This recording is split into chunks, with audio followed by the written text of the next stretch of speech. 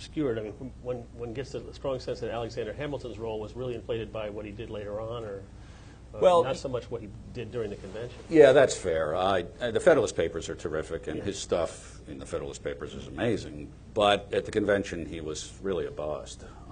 Part of it was his delegation. The New York delegation was totally dysfunctional, which New York politics were totally dysfunctional. It was sort of a tribal. You had the Livingstons and the Schuyler's and the Clintons, and they produced this delegation with, you had to have at least 2 delegates present. There were only 3 delegates.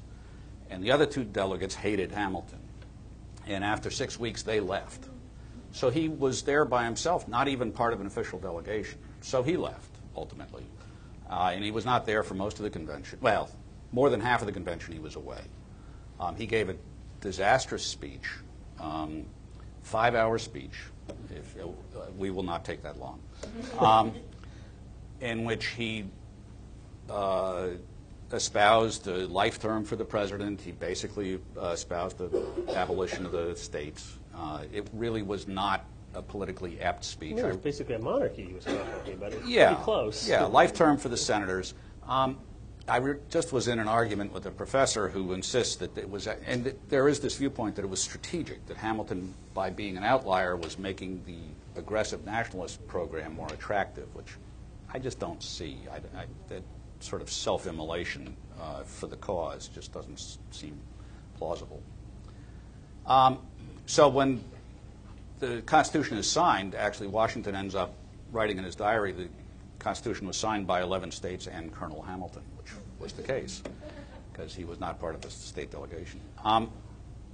The other guy, and I have mixed feelings about him because he's a wonderful historical figure, but Madison, I think, has really done awfully well. And it's a great instruction in the power of getting control of the paper, because he had control of the paper. And he was also smart enough to outlive all the other delegates. So anytime somebody wrote something that he didn't like, he would immediately denounce him in some piece of correspondence. I did not feel that Madison changed debate when he talked. I did not feel he wasn't on committees. The Virginia plan doesn't look much at all like the Constitution looks. And that was the plan they proposed at the very beginning? Yes, and he did produce that. I think he was very, I might call him the father of the convention, but I think he was pivotal in getting the convention called.